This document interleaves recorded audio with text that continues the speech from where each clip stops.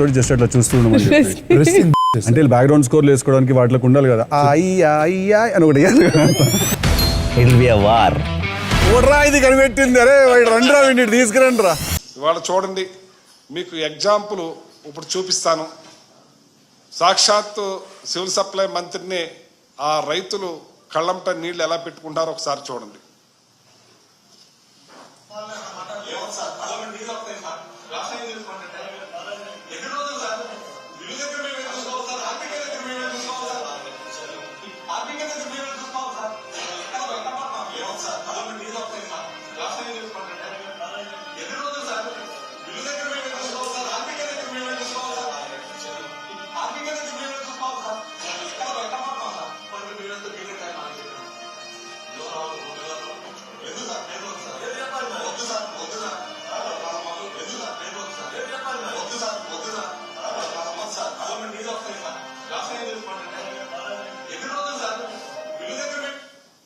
ఇది పరిస్థితి. రైతుల పరిస్థితి చాలా దారుణంగా ఉంది. పేరు చెప్పడానికి కూడా భయపడుతున్నారంటే అక్కడ పరిస్థితులు ఎలా ఉన్నాయో చూడండి ఒకసారి. అలా అరణ్య రోదన, కళ్ళంట నీళ్లు పెట్టుకుంటున్నారు అన్నదాత. ఇవాళ ఎవరు లేకపోయినా పర్వాలేదు, డాక్టర్ లేకపోయినా పర్లేదు, యాక్టర్ లేకపోయినా పర్లేదు, ముఖ్యమంత్రి లేకపోయినా పర్లేదు, ప్రధానమంత్రి లేకపోయినా పర్లేదు, బస్సు లేకపోయినా పర్లేదు, విమానం లేకపోయినా పర్లేదు, రైతు అన్నవాడు లేకపోతే మనం భోజనానికి లేక కాళ్ళు కడుపులో పెట్టుకుని చనిపోవలసిన పరిస్థితిని, అటువంటి అన్నదాతకి మనం తోడుగా నిలవలేకపోతున్నాం. జగన్మోహన్ రెడ్డి గారు ఎవరు లేకపోయినా పర్లేదు, అన్నదాతకి, ఈ రాష్ట్రానికి, దేశానికి రైతే వెన్నెముకని బాసటగా నిలిచారు, గిట్టుబాటు ధర అందించారు.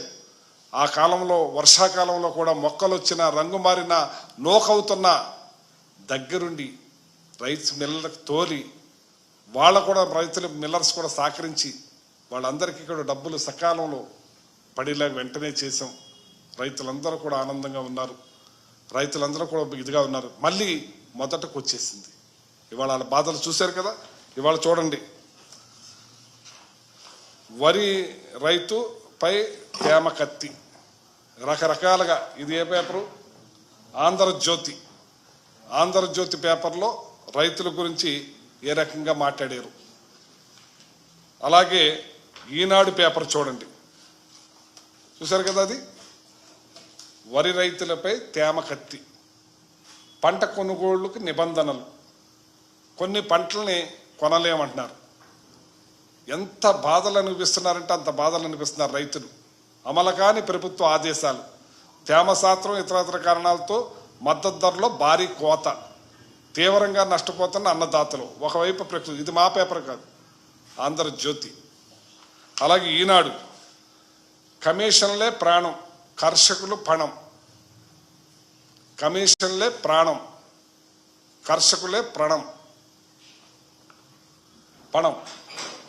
ఎన్ని బాధలు పడుతున్నారో చూడండి. వాళ్ళు ఎక్కడ ధాన్యం అక్కడే, కళ్ళాల్లో ధాన్యం, బస్తాల్లో ధాన్యం, మిల్లుల్లో ముందు, లారీల్లో ధాన్యం రోజుల పాటు వేచి చూడవలసిందే. లారీలు దొరక్క, వైనం ఒకవైపు, వాతావరణం మరో పక్క, తుఫాను హెచ్చరికలతో అన్నదాతలు అల్లాడుతున్నారు. ఈనాడు.